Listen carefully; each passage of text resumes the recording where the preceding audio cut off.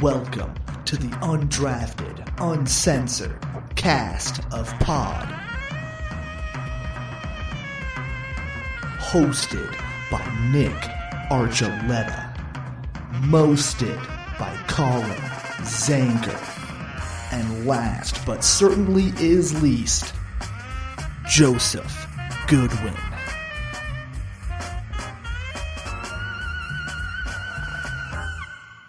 And welcome everyone to the Undrafted Uncensored, where we are fully aware things are going bad when your quarterback's best pass is to himself.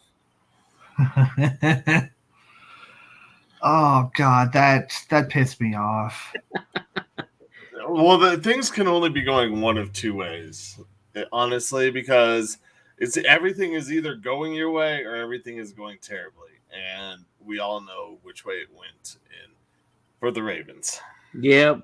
Some of us should have listened to ourselves and not talked ourselves out of what we were thinking and just accepted that the past is the past and the past is also the future. And some teams just can't get over that hump. The hump. They're lovely lady lumps. Speaking of humping, oh God, no, we don't need to hear about your personal life. Sports. You know, I'm on March 28th. I'm humping my way to opening day in Arizona. Nice. Word. Yeah. Very nice. Just got it. That's a cool one. Yeah. So does that mark one off too? Definitely does. That one of these for opening day prices. But speaking of that, Colorado Rockies. Just because I know we're not really going to talk baseball this segment or this show, I want to start off now. Tickets for the team that was playing in the World Series last year are less expensive than your tickets to start off, and I got 2 rows on the third baseline off of the field, 2 rows up. Hang on. Let me guess. Let's see here. So your third base line, first level? Yeah. Oh, yeah. 2 rows up. Off the dugout or off the railing? Railing. Okay, off the railing, 2 rows up. Third base. How far away from third base are you? Like, how far behind it? I'm closer to right field than I am to third base. Left field? Yeah, but like, tell us in meters.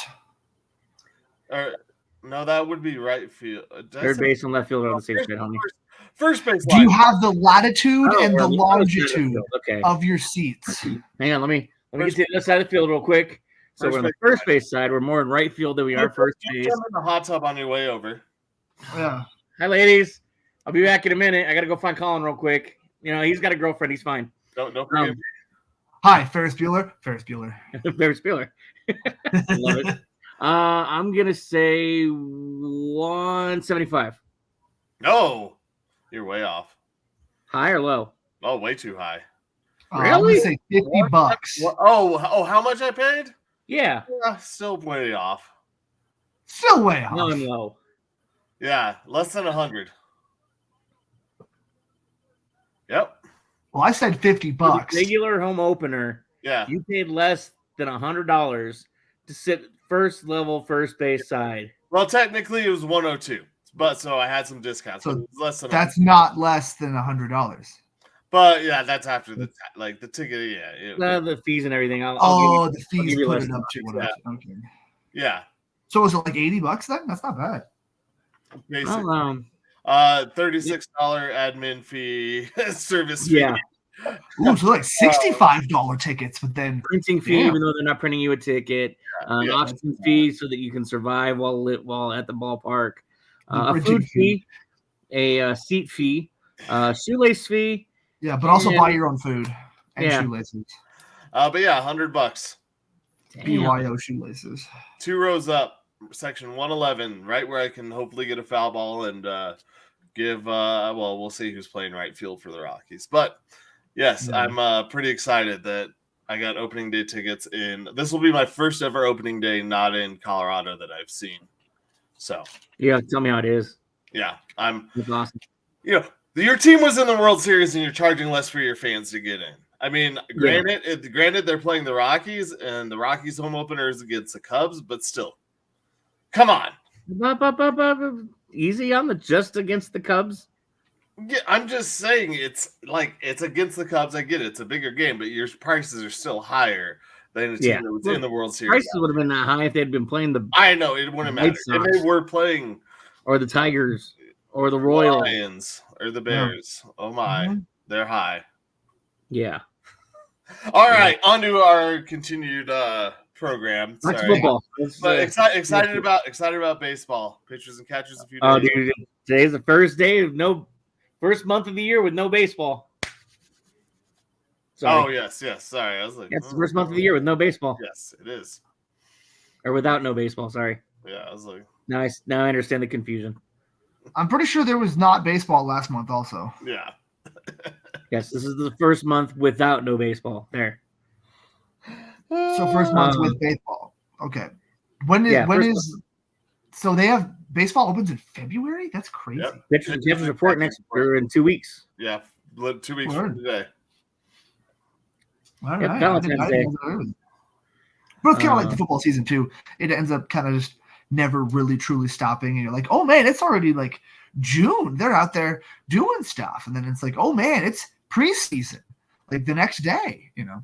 Yeah, let the countdown meter for Chris Bryant begin, or the up count, the count, the ticker, Chris Bryant ticker. Oh man! Speaking of tickers, whole lot of Kansas City fans didn't have to worry about their tickers this weekend. Yes, they did. However, the 49ers fans did more so until they realized that they actually can beat the defense that was in front of them if they just actually ran. Yeah, it turns out you can come back in a game sometimes. Yeah, that was a little disappointing. Not gonna lie. Not gonna lions. Yeah, it was disappointing. I'm gonna derail this for one moment. Lion. Speaking of tickers, did you see what just came across the ticker? Las Vegas is hiring Cliff Kingsbury to be their OC. Oh yeah, that was already in the works. Yeah. But it's like official. But hello, Kyler Murray in Vegas. Anybody? Well, it's either him or Russ. Him or Russ? No, they're not. So. They're not doing Russ. They would never. They've seen what Russ has been doing here. They would be. I would love that. That would crack me the fuck up. Although we'd still find a way to lose somehow, like we did to Josh fucking McDaniels. The fact that we never beat Josh McDaniels, we had a chance to beat him as a head coach and we didn't, really sickens me. So I would love to get it, even though I don't hate Russell Wilson at all. It's just sad that it didn't work out. But I would love to get that chance to kind of prove, like, yes, sadly we were right and he was not the guy, and now you're stuck with him, Raiders. But no, I'm sure they're going to go and get either because they have a lower draft pick than we do, right? Yeah, they're not going to be before the Broncos. Yeah. Okay, so they might be able. They'll have the chance for one of those rookie quarterbacks sooner, but I kind of feel like they'll go at. Honestly, I wouldn't be surprised if they tried to bring back Derek Carr. But I think they'll go for one of those free agent quarterback guys. Kirk Cousins wouldn't surprise me. I was going to say they might spend a lot of money on Kirk Cousins. If they try to go for someone like that, because they kind of already did with Garoppolo. He just doesn't fit as a Raider, though. He doesn't have that Raider look, you know? There's agree. Something about being a Raider. You just have to have that, Raider in you. Hey, well, they haven't been that much anymore, really. I was going to say, don't you remember 2 Chainz Cousins? All right. Oh, come on, man. He would fit in great. All right. Well played. He come on. He can go visit Henry Ruggs at his state institution. Yeah. Yeah, he'll be there for a little bit. Yeah. But yeah, that is kind of a conundrum. I like that though, because I'm not worried about Kyler Murray that much either. Like, obviously, I think he's better than Russ. Because he's just faster and a little bit younger, but he's really only ever operated well in that Cliff Kingsbury spread offense, which I don't think is going to be like a mainstay in the NFL. I think he's going to have to learn how to operate other ways, or he's just not going to be able to last. But that would be a way to possibly extend his career, and it would get the Raiders and Cardinals. I think they're going to take a quarterback anyway. But it gets the Raiders out of the Broncos' way for taking a quarterback. So I'd be okay with that. I don't know. I think Cliff Kingsbury, he was one of those guys that was always going to come back and be an offensive coordinator. I mean, after being the guy that coached Patrick Mahomes in college and had kind of the turnaround of Baker Mayfield also, which isn't as impressive as fucking Patrick Mahomes. But, like, he had – a pretty good track record for coaching quarterbacks. So I feel like he's going to have a few more years as an OC.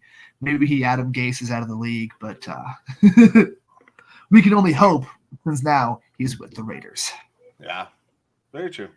Yeah. I mean, I just thought it was too.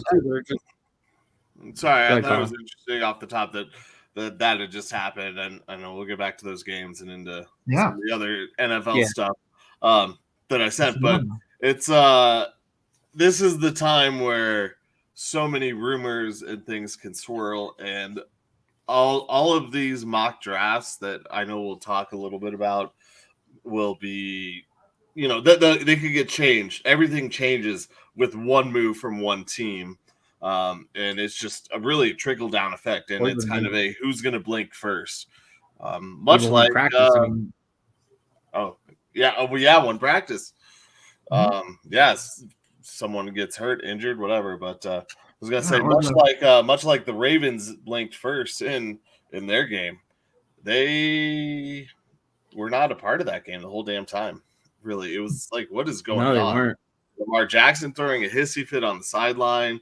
I get it, he was pissed, but he threw his damn helmet. While I think that was the third quarter, maybe it was the start of the fourth. They were still within some scores, but the Chiefs' defense is for real. I mean, that's dominant defense right there. How good is Spagnuolo? Like, holy crap, dude! Yeah, I mean, we've always known that he was solid, it's not like they have a ridiculous amount of stars. Like, they remind me of the no-name defense, but like obviously they got Chris Jones who's anchoring the entire thing. But like other than that, like it's a bunch of like really good players. So isn't Karlaftis out? And even he's not like top tier. No, Karlaftis played. Oh, did he? Okay, cool. So because I know many he was now out. Which I don't know if it's going forward, but Karlaftis played in the last game. Okay, cool. Yeah, well, if he played, then he's probably still good. I know many of you tore his ACL, so he's done, which is really sad because he was one of those guys that was kind of a perennial backup and then really found a home this year with the Chiefs and was kicking some serious ass. And a secondary, I wouldn't call it great, but like Justin Reed's played really well. They have good cornerback play. Like they're just solid everywhere. And they just suffocate teams. And they have the consistency of Patrick Mahomes in the running game with Isaiah Pacheco. And it's a lethal combination, man. They're still the Chiefs. Yeah, and then all of a sudden you add on a wide receiver who decides he remembers how to catch the ball in MBS, and it's like, whoa, what is happening? What? Why are the Chiefs doing this? Oh, it's because it's a conference championship. Of course they're doing this. Yeah. Also, you totally called it with the Kadarius Toney thing. Sorry, go ahead, Nick. I don't remember what I just said. Oh, word. But yeah, no, Colin, you totally called it with Kadarius Toney being out. He actually posted a video on Twitter ranting full of cursing and stuff like, I'm not hurt. The Chiefs are lying. This is bullshit. I should be playing. I should be out there. And like, that just makes it look worse for you, bro. Like, don't post that. Like, we all were joking that this is an upgrade by not having you on the field. And now you come out and say, I'm not hurt. They're lying. They're just benching me. Like, that's not good. That could be your NFL career. Like, yep. But they know what works. Guys that catch the ball, line up on sides, don't fumble, All of the above? Yeah. Oh, well, that, and then, I mean, Travis Kelce, I don't know. I mean, obviously, they kind of went into a shell offense and ran the ball on the second half. But, man, 9 receptions in the first half. or no, was it 10? Maybe it was 10. I don't know. And then he got one more in the second half. It would have been 2, but there was a lateral pass to him. I thought he was literally going for the record. So there was a fun little bet I placed on it at halftime. So I was hoping he was. But that second half, I had expected the Ravens to come out and do something. Yeah. And they just it was absolutely nothing. They lost. Yeah, they did nothing. They did something in doing nothing. And for the Chiefs, like when we talk about their defense, Spagnuolo, I think we all are kind of jaded or just remembering his head coaching tenure. You know, he was the defensive coach of the Giants when they beat the Pats in the Super Bowl and they went 18-0. Like that. I mean, he's one of the only 4-3 defensive coordinators left in the NFL, and he's really fucking good. You know, that's a good point. Watch for that to change in the coming years, especially if the Chiefs win a Super Bowl. Yeah. If we saw the 3-4 become a thing. Copycat league. Yep. If it's working, I mean, you look at how much that Chiefs team has turned it around, because we all saw the end of the season. I mean, most of it because they're in our division. Yeah. But, we watched that team just struggle to the finish line, and you thought maybe this was the beginning of the end, and we hoped.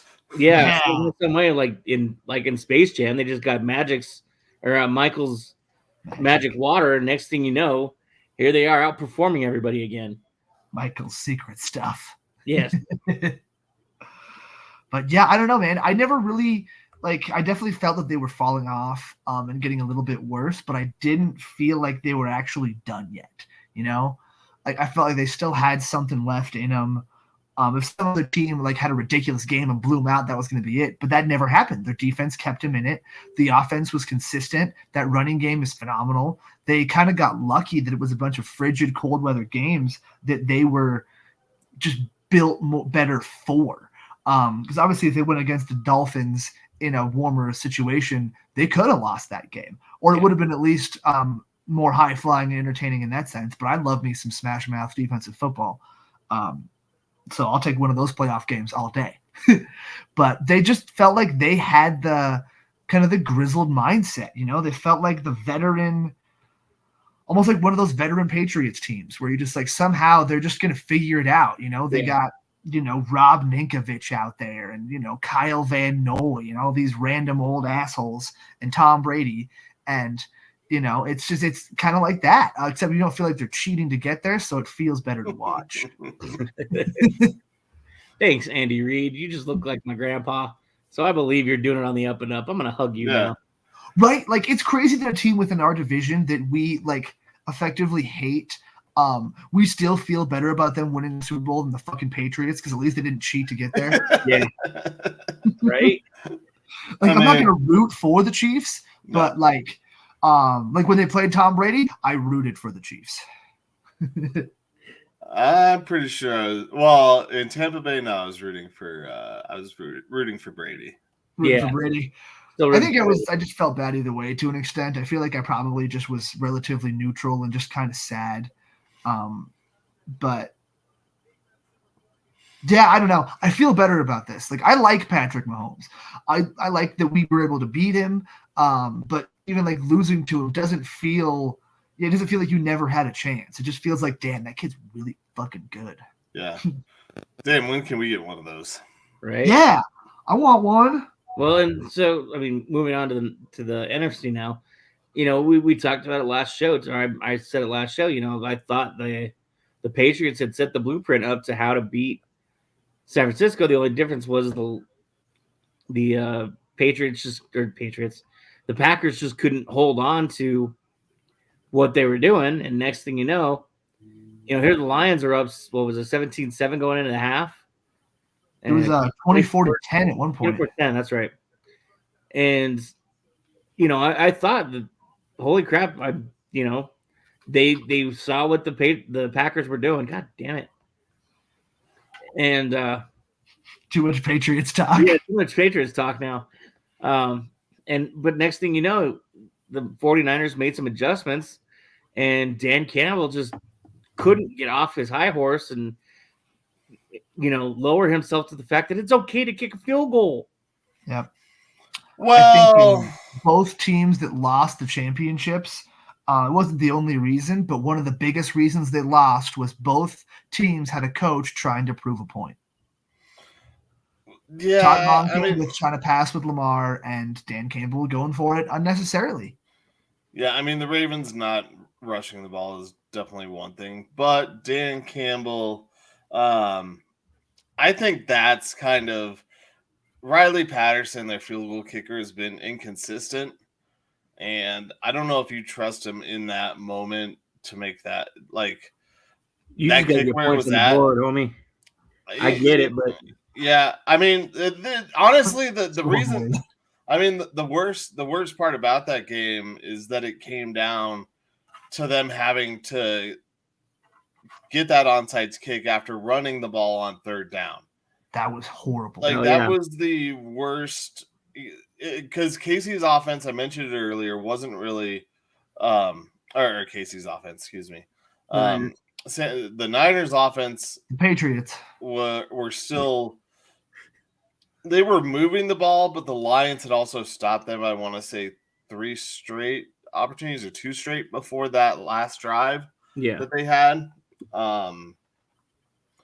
So them really not giving themselves a shot. I mean, nothing more than a 2% shot at getting an onside kick. At the end was really messed up because they still would have had their timeouts. They could have kicked it deep, tried to get the ball back and do something. And when you have an explosive offense with Jahmyr Gibbs and Amon-Ra St. Brown and Sam Laporta, I mean, all these guys, you could see, I mean, not only a Hail Mary, but a hook and ladder play and a lot of different things work. What was it? The annexation of Puerto Rico? Annexation of Puerto Rico, whatever you got to run. But you didn't give yourself a chance there at the end. Yeah, I agree. You got to get points, and maybe they should have taken the 3 points, and that they should have taken the 3 points before they let the clock run down. Yep. And then try to get the ball back with their 3 timeouts because you're going to need 2 scores either way. But when you're down on the 2-yard line and you're going to run it on third down, and then you're going to run another play after that. That was a very bad play calling, and it's the same thing that he's done all year. He takes chances. Yeah. He takes chances on 4th down. Oh, there goes Nick. Well, yeah, he was frozen there for a little bit. I don't know if you noticed. He hadn't moved his face much. I was hoping that he would get caught up because you froze once or twice too. So. Yeah, when he didn't laugh at my little Giants joke, I knew that there was something wrong. Yeah, I'm back. We knew when you didn't laugh at the annexation of Puerto Rico, you were gone. I did laugh at it actually. Oh, well, I believe you, but we couldn't see it because you were frozen. It was like that's how we know something's wrong. Right as I was chuckling at it, that's when my whole computer went, "Yeah, I'm too tired of working." I gotta get it. Yeah, man, it was just. I don't know. It was rough because, you can get away with that play. Like, the CU 5th down play was a play that was called in a hurry-up style. There was 2 plays called. They would do this with Peyton Manning a lot in the hurry-up.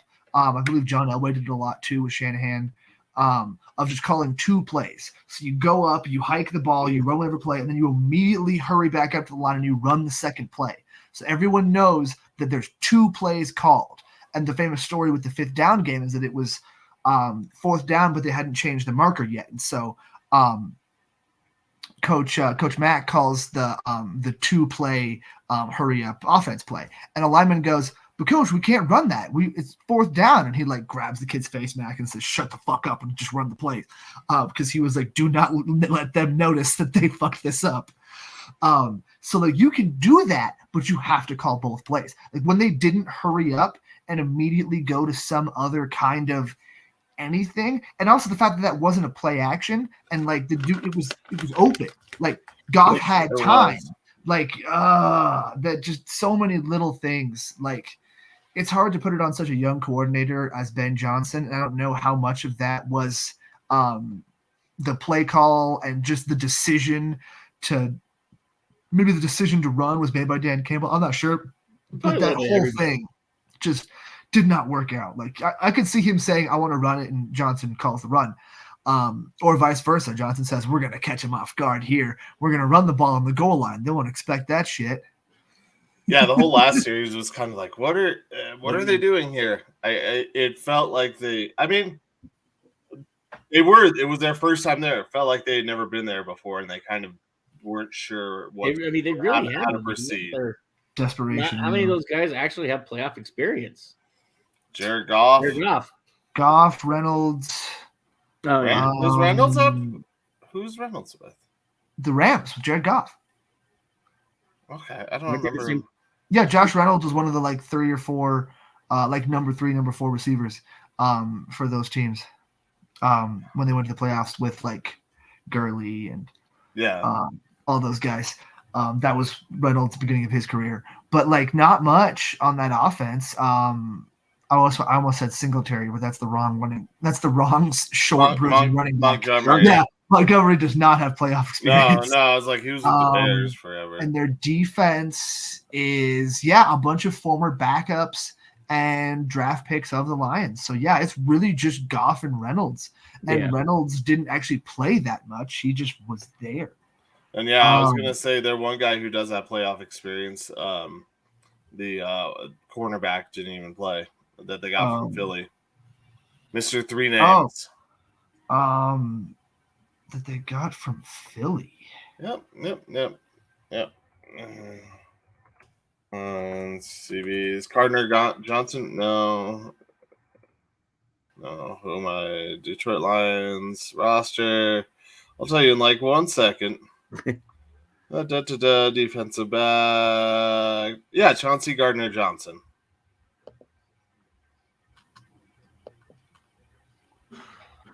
He changed it to CJ Gardner-Johnson, but it's the same guy. Yeah. So there's 3 guys because I forgot he was on their team, but he totally is, and he played for some of those later Sean Payton New Orleans Saints teams with Mike Thomas, the screwed up pass interference game. I'm pretty sure he was there. That's probably true. Sadly, he might have been chasing down Stephon Diggs in the Minnesota Miracle. I know it was Marcus Williams that missed the tackle, but he was in the Super Bowl last year. But he wasn't out on the field. He wasn't on the field either because he was hurt. So it's gonna be interesting. As much as we hated, we should have expected this to be probably the Super Bowl once the Chiefs made the playoffs. We all knew the 49ers were going to work their way through the NFC without a problem. They just need to realize that they should probably play all 4 quarters against the Chiefs because you can't come in half-assed against this Chiefs team because they'll take advantage of it. Turns out you should also play all 4 quarters against the Niners because they can actually come back too. I wonder if Kyle Shanahan exercised some of his demons after being down like that at half. I think so. From the Super Bowl, and they just, we have a week to talk about the Super Bowl, but I think Shanahan he probably changed the trajectory and got that monkey off his back in this game after making that comeback. It's kind of scary now to think what the 49ers can do. As long as we don't have another pandemic afterwards, I'll be fine with it. Knock on wood. Right?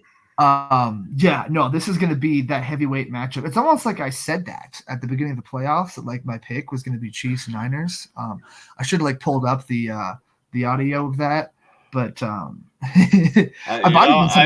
don't believe it if you don't have it saved. Yeah, that's why I have it saved. I just didn't pull it up. I might have even said it before the season, but I don't remember if we made Super Bowl picks at the beginning of the season. But this is going to be nuts.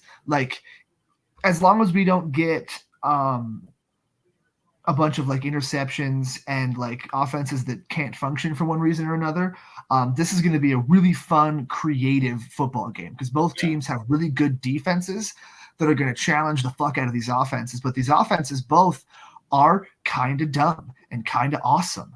Like they're going to do all their weird flippy goal line plays with Kansas City. And, no matter what you do, they're going to find a way to get to Travis Kelce. And now they don't even have to get complicated, and they can just hand it to Pacheco, who's going to stomp the ground. And then the Niners, they got all their weird trickery with Debo, and they can do weird stuff with Ayuk. Apparently Brock Purdy's a running quarterback now.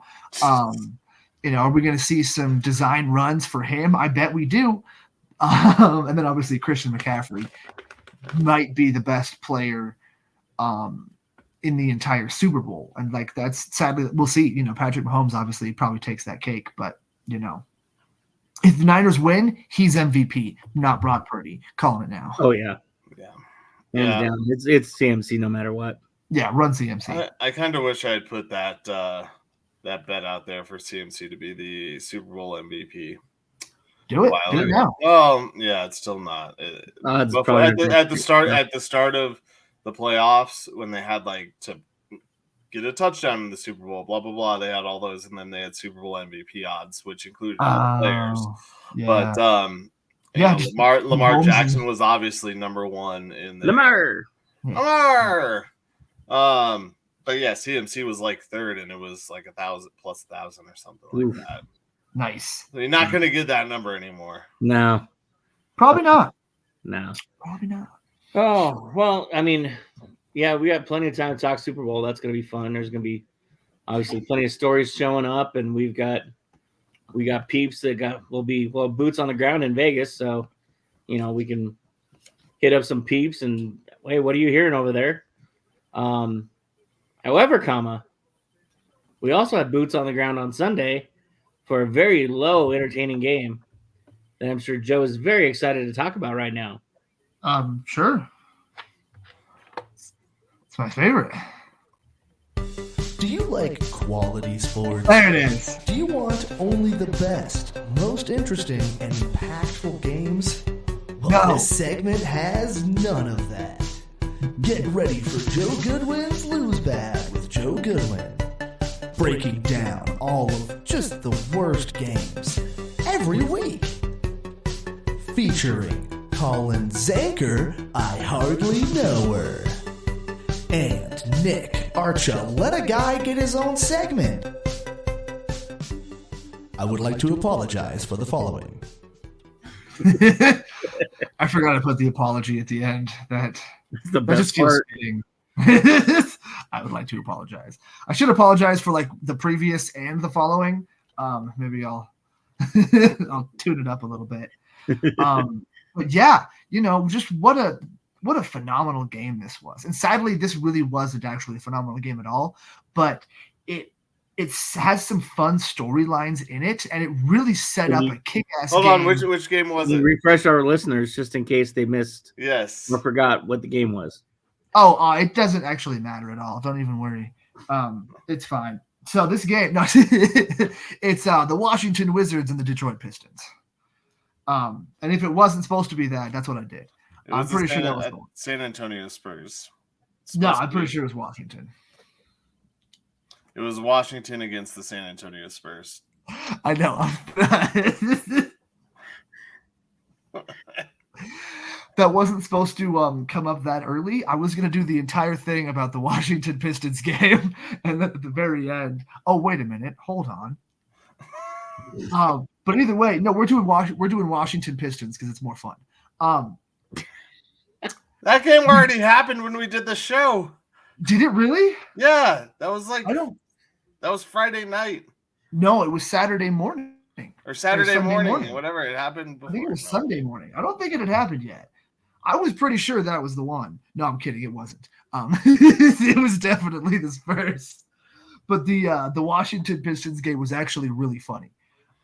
Because they had just done a trade about a week or so before of Marvin Bagley and a couple of picks for our guy Danilo Gallinari and Mike Muscala, another big kind of sharpshooting, just somebody, a veteran that can come in and help Detroit not lose every single fucking game this season. And honestly, I think they're a better roster than the Wizards anyway. But it was kind of fun to see Marvin Bagley come off the bench and get a whopping 13 points.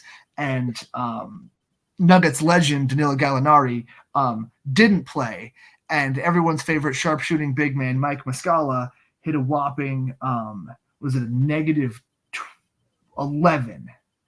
Negative 11. 0 points. It was phenomenal. It was just a wonderful game. But it was a revenge game for the Wizards because they had a game a few weeks ago also against the Pistons where they actually managed to lose. And Kyle Kuzma or Jordan Poole, I forget which one, put out a hilarious tweet that was like, "Don't be that team." And it was the score of losing to the Pistons. And it's like, bro, you guys might be worse than the Pistons. And like, you have some actual stars to an extent. Like, you got tradable pieces, and it still feels like I would take the Pistons in a game over the Wizards. I mean, Jordan Poole is like a net negative, it feels like, most games, although he was actually a plus in this one. So I guess he was proving his worth to an extent, only 17 points. But he was a plus 25. So I guess, he played some defense or some guys missed shots while he was on the court. Whatever. But yeah, Washington got their revenge. Detroit was all happy because they got to beat somebody. But Washington only has a 3-game lead on them. Like, I wouldn't be surprised if Washington ends up being the worst team in the NBA by the end of the year, because it's only a 3-game difference. Detroit can win, some games. I don't know. But the hilarious part is right after this, the next game the Pistons had was against the Oklahoma City Thunder. And we're like, oh, man, that's not going to be a fun game to watch. They're just going to get completely destroyed. They beat the Thunder by like 15 points. Like, the Thunder beat the Nuggets the other day. You could argue because the Pistons beat the Thunder, the Pistons are better than Nuggets. That's just, that's how it is. That's logic. You could argue that. Yeah, I'm not going to, but the someone Broncos could. should be in the Super Bowl, obviously. 100%. Well, maybe more so the Raiders. 2 more wins. 2 more wins. It's a different Broncos team. Yeah. They could have lost in the first round to Houston again. No. I mean, going back further, the Commanders should be in the Super Bowl. I think so. Or the Patriots. Super Bowl.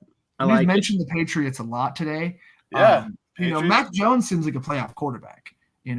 Definitely not dirty. Bailey Zappi, dude. What are you talking about? Ooh, that's true. He's got a name that sells. Zappy. I'm getting happy for Zappy. See, it sells. That's pretty good. You're welcome to it. You can keep the first one for free. Yeah, the first one's free. That's how we're going to get you hooked on our stupid nicknames for people. But, this was just more entertaining than the Washington Spurs game was. So I just decided to audible it and do this one. But, yeah, I meant to, keep that going the whole time of, is this the right game? No, this is not the right game, but we're doing it anyway. Joe to change the rules. We'll jump into originally there was never any rules. Originally the Nuggets were still on a winning streak when I originally put this together, and then last night happened. They lost by 5 to the OKC Thunder, as we just talked about. It also doesn't help that Joker wasn't playing either, so there's probably 9 points right there at least. So I mean, some rebounds. Yeah, some rebounds. So, I mean, there's, Joker needs some time off too once in a while. We can't expect him to play every single game. Unlike Embiid, who actually did hurt his knee, if you guys haven't heard. Lateral meniscus tear. Yep, that's what you get for taking a game off that you shouldn't have. Yep. Out of game shape. Yep, that's how it goes. I just thought that was funny. I was like, oh, he really did tear. That's. Oh, yeah. Yeah, he hurt his knee against the Warriors. The game after. Fell on it and fucked it up. At the end of the game. Yeah, exactly. And I don't put all of that stuff on Embiid to an extent. A lot of it is also the Sixers just sitting their star. Yeah. Because that's a lot of coaches' decisions. But you know what? He's definitely not fighting it, though. He's definitely like, yeah, sure, whatever, we'll kick it. And it's such a shame. The season that he's having, he really is the MVP this year. He is playing so fucking good. And obviously that's for the first half of the year because we haven't seen the second half yet. But, he deserves the MVP this year way more than – obviously last year he did not deserve the MVP. He just got it because of media bullshit. So it's just such a shame that Jokic couldn't have got his 3 in a row. And then this year Embiid would win it. But now we have that stupid rule of you have to play 65 games, which I like the idea on paper. I think 65 is too many. I think most stars these days, you have any kind of slight injury, you're going to miss some games here and there. Like, that's just a lot. And Embiid misses more games than other stars do. So the fact that he can only miss like 3 or 4 games in the season to be eligible is kind of their fault also. But I think we're going to see them kind of lengthen that limit a little bit more in the next coming years. But all we're going to fucking hear is how Embiid should have been the MVP this year, and whoever wins it is going to be a fake, an asterisk MVP. Exactly, asterisk MVP. That's a good way to put it. So that's part, I think, is the biggest shame, because the Sixers are a very good team, and they're going to make a move hopefully at the deadline to become a little bit more interesting. But even if they don't, kind of like the Nuggets, they have a quality team. They have good players. They could get rid of Tobias Harris's contract, but that's definitely a playoff matchup you could see. It's just all people are going to talk about is that that MVP for a while, unless we get Jokic Embiid in the finals and Jokic beats him. Jesus, sorry, I'm watching the Shriner game as well. Yeah, I was going to say, what's going on there? Punt return for a touchdown with some pretty terrible tackling. Anthony Gold out of Oregon, or I'm sorry, Oregon State. Well, a Beaver. Ooh, a Beaver. A Beaver just ran it back for a tutty on a punt. Now they're going for 2 because the West was owning this game in the beginning. Tua's little brother was all over the place, on fire, and Frank Gore Jr. was showing us his football prowess. We get Frank Gore Jr.? Yep, he's coming out. All his dad had to do was play 5 more years, and he could have played with his kid. You're right. He was so close. So randomly here, the 76ers, I just had a thought with what the Sixers could do, as far as their trades go, and I was like, oh, could the Sixers get Bruce Brown? Someone put together a trade deal for the Sixers to get Bruce Brown. Oh yeah, they very easily could. But it takes some moves. So this is the package. They would trade Marcus Morris, Furkan Korkmaz, and KJ Martin. KJ Martin, along with the 2026 first round pick, and they would get just Bruce Brown. So it could be possible that if the Sixers make a run and the Nuggets do, that Bruce Brown makes it back to the finals. That's not a possible trade, though, because you have to get equal players back. So they'd have to be a third team in there. Because if they can't get just Bruce Brown back, they'd have to get Bruce Brown and some random low-tier bullshit guys. Maybe they pull a G League kid. Yeah, because you can't have less than 14 players on your roster. Yeah, but you can sign, you can sign some. They can sign later, but I don't think that would trade. And maybe they could do some stuff to make it work. But I'm pretty sure that they would. The Raptors would have to put in something because it has to match up. You can't just. No, it doesn't have to match up player for player. The same amount of players, though. Yeah. No, it doesn't. When does it not? In the off season sometimes, yeah, but no, in the regular season it has to match up. They can't just even playing 2K, it'll stop you. It won't let you do it unless you have the right amount of players. It has to be the same amount of guys. That's why a lot of guys get traded and then immediately cut or traded away afterwards or whatever. But if they could find a third team to maybe send in some cheaper guys to make some of that work, but I don't think that is actually a viable trade, but I think they can still make it work somehow. They've got enough guys, and Bruce Brown's a quality role player. The rumor is Bruce Brown to the Knicks, but yeah, that's been on there. But yeah, you don't have to have you don't have to have the exact amount. Yes, you do have to have a minimum roster, but they could always sign guys too, to their active roster. Yeah, I've always been under the impression you can't do that. Because most trades like that always happen where guys are getting cut at the last second, but I guess maybe trade deadline could be different. There could be some other rules, but I don't know. I'm not sure if that would totally work out, but I could see them going for Bruce Brown for sure. Well, I mean, yeah, I know it's just one player difference, but even the Bruce Brown trade itself wasn't a 1-1. It was a 2-1. Yeah. Oh, but that was in the offseason, wasn't it? No, that just happened. From the Pacers to the Raptors. Oh, it was Pascal Siakam for Bruce Pascal Brown Siakam and Jordan Nora. There's three first-round picks. I feel like there was a couple lower tier guys in there to make it match up too. I'm looking at it right now.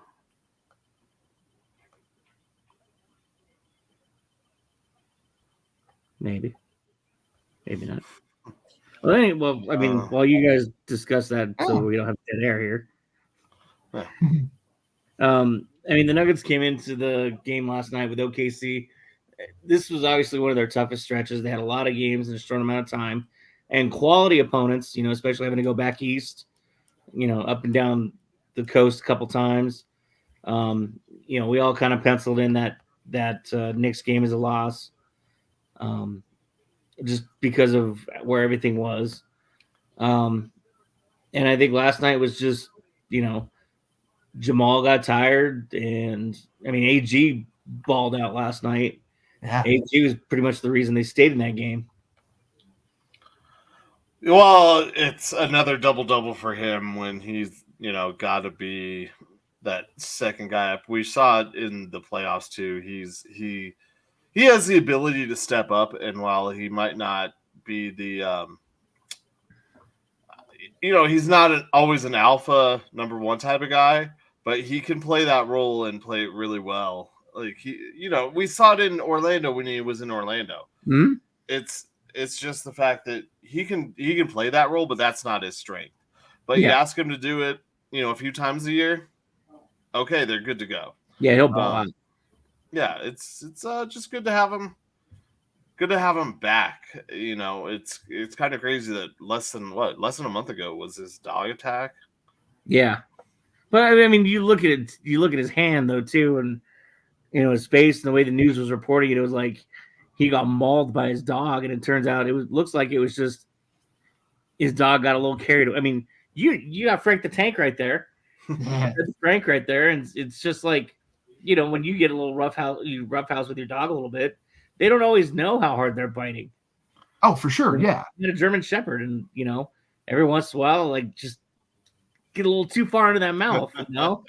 You don't mean to, and you don't. You're not mad at them, but they don't understand sometimes either. Yeah. And you look at his. He would never. Locko would never lock his jaw on me, would you, buddy? No. He just wants his cookies, and he wants. To go outside right now. Let me kick it up to the Avalanche real quick. How do you guys feel about this long bye weekend of the All-Star break for the Avs? I mean, I like it. I like everything about it besides the jerseys. Yeah. We already made fun of those. I know. I think this gives the Avs a good opportunity to really step away from the team and day-to-day operations and look at what they need to do. Obviously, the Zach Parise signing was really nice for the Avs. But the time away, letting those guys get away, and then you can get down to business and start crunching numbers and trying to work trades. This is a time where, you have GMs and people available to talk. Like they're not running on – everyone's off. So – For a guy like Sakic and hopefully McFarland, obviously McFarland, Sakic can pull the strings, yes. But this is where they can start at least planting seeds and figuring out who they could possibly trade for, or who might be ready, test the waters and see. There are teams that are out of it already who have players that the Avs could really, use. I was just talking about this the other day with my friend Brandon, and when you look at the standings, like a team like the Kings I'm not saying that Kings are sellers or anything, but the Kings started off this season so hot, with their winning streak and, beating the Avs. but then they've had a terrible skid of losing, and they've gone from one of the top teams down to possibly out of the playoffs. I mean, they're in 4th place in the Pacific Division, and they were crushing. So you have teams, the Blackhawks are out of it. We all knew they would be sellers. The Sharks, the Ducks. I mean, there's some really bad teams in the West, but you look out east, and I'm just saying, the Pittsburgh Penguins have 51 points, are in 5th place in their division, and that 5th place would only be good enough for 6th place, and that's by 7 points in the Atlantic Conference in the East. So they're 5, 10, they're 11th right now. I'm not gonna let it die.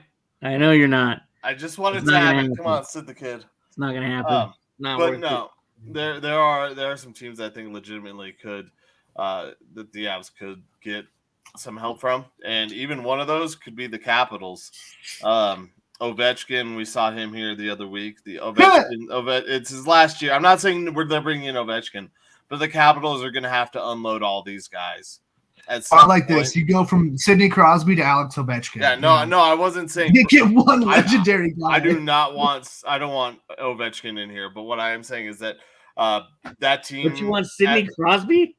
I'd rather have Sidney Crosby than Alexander Ovechkin. Yeah. Why? At least he doesn't sit at the blue line, and that's all he does. Sidney Crosby is still active and can still win you face-offs and can still create offense for your team. Give me a fucking break. Ovechkin literally is so old. One of my friends who went to the Avs versus the Caps game said that all Ovechkin did was sit at the blue line and wait for the puck. And then he went to the bench. He didn't go back on defense. He's not the guy he used to be. I'm not saying he can't turn it on for a game or two, but I'd much rather have Sidney Crosby. But the Capitals, and I'm not saying I want Ovechkin. Let me make that clear. The Capitals have 51 points this season. It's probably Ovechkin's last year. They're going to have to reload and get some draft picks. And, you could pick some talent off of that team as they go into the rebuild mode.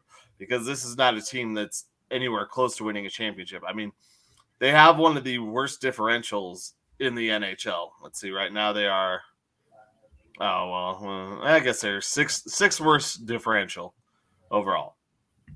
And goals for, goals against. But they are, minus 31. It's not good. But there are teams that you can pick from that I think there's some talent, and the Avs might have to send some young talent, but like I said, I think this is a good time for them to try and see what happens. I mean, the Minnesota Wild. I was going to say the one team I'm looking at is Minnesota. Fleury's supposedly available. That's one you don't have to give up a bunch of young talent for either, because he's old as shit. So his value basically is just that he's a legend. And that he's still looking to play for a little bit more, and the Avs could use some leadership like that. They could use a guy that could come in and be either a quality number 2 or a guy that would supplant Georgie, and then Georgie would be that quality number 2. And maybe you just kind of play, 2 goalies a little bit more. Walk that line. That's a fine because your backup walk, goalie's still going to play in the playoffs. And that's a fine walk, though. If you're going to bring Fleury in, you got to really be careful with what you do with Georgie, because he's earned his spot as the number 1. Yes, it's Fleury, but at the same time, you got to really walk that line, because Georgie's earned that number 1 spot. You can have a 1A, 1B. That's not bad, but if you end up putting Fleury in the number 1 spot, you better have damn good evidence to back up what you're doing, because it's not just Georgie you're going to piss off. It's the rest of the team too. Yeah, that makes sense. I thought Georgie was having a rough year, and they kind of needed to find somebody else. Well, he's having a rough year because he's playing so much. He's not getting a whole lot of help from whoever's backing him up. Well, yeah, because they've all been injured, and you can't rely on those other guys to stay healthy. But, Georgie's having – the Avs in general are having – a really rough year. I mean, they're averaging 3.1 goals against, for the season. That's not good. No, it isn't. No, but some of it's on the lack of second and third lines too, and your lack of defensemen after you take Makar and his crew off the ice. No, I know, but you also need a goaltender like Fleury can make up for that too, though. Yeah, that's all. That's all I'm saying. Stand on his head. Do you trust the young kid Georgie to stand on his head and win you a playoff game? Or Marc-Andre Fleury. Yeah. I mean, even the Penguins, who I was mentioning earlier, they have 1, 2, 3, 4. They're the 6th best goals against average, and the Kings are the 5th best. The Kings are out of it. Like, I mean, there are goaltender possibilities for the Avs to go get if they want to. And if I was Sakic and McFarland right now, I'd be making those phone calls. Yeah. Real quick, just because I have to ask this question because I saw this video the other day. I don't remember if I sent it to you guys or if I forgot to. Sir Patrick was out with his team, his newly acquired New York Islanders. Sir Patrick Swayze? Huh? Sir Patrick Swayze? Anyway. What was it, Sir Patrick Stewart? Yes. So St. Patty is out there with his team yelling at them, smacking the ice. Hell yeah. I'm going to go over under Patrick Waugh's coaching career in New York. A season and a half. Over or under?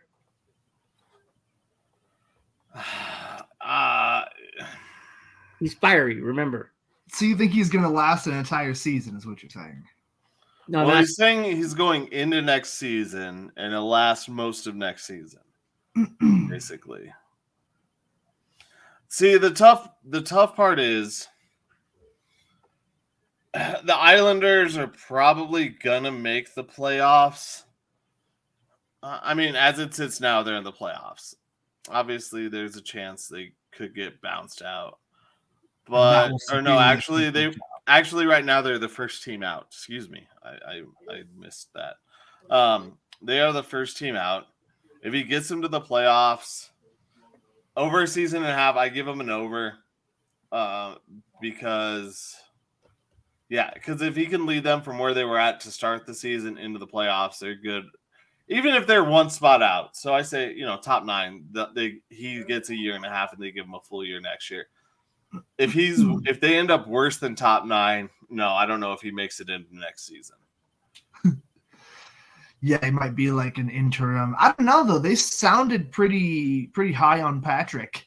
Like they wanted that kind of fiery, angry voice from the front office, and the players, at least at first, have said, "Yeah, sure, we'll take it. We'll be coached. We'll take whatever we can get. We want to win." So that's a really good point. If they can make it into the playoffs, that gives you a win right there. God, I have hiccups now. I don't know. I'm intrigued to watch. You know what? Just to be spicy, I'll take the under. That's. I mean, he's gonna yell at somebody. He's gonna try to trade their best. He's gonna try to get a fight with somebody. Yep. They're gonna have to pull him off the ice at some point. I'm sure of it. Also, he's gonna put on the pads and be like, "You can't score on me." Didn't Matt Duchene have a goal against the Islanders, or have like a missed goal or something along those lines for the Stars? I think he won the game against them. Yeah, there was something along those lines. Yeah, it was a goal from Duchene that won the game. Yeah, his first game back. That's just so fitting, so poetic. And I love Patrick Waugh, don't get me wrong, but I just had to ask that question before we. Just because you love a guy doesn't mean you actually think it's going to work out. Yeah. Speaking of not working out, speaking of not working out, let's listen to our bets that we made this weekend and find out how bad we really did. Welcome to the Undrafted Uncensored cast of pod. Hosted by Nick Archuleta. There we go. This is the victory formation. All right, boys, here we go. Best play in football. 6 right tight diamond victory on 1. Break. Okay, 3, 2, 1, let's jam. The Pick'em segment, proving that Colin Zanker is the most humble man in the history of time. Hosted by Nick Archuleta. Featuring Nick Archuleta, wishing he was somewhere else. And Joe Goodwin, just kind of winging it. Well, one of us might have the hiccups in real life.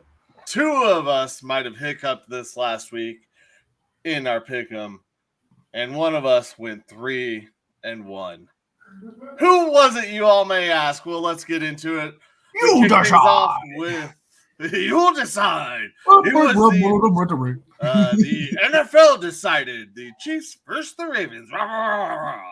The Chiefs versus Ravens. Well, one person chose the Chiefs, and that would be Joe. Nick and I both get that wrong. That was the biggest underdog of the weekend to win at plus 170. So, Joe, that's $27 in your pocket.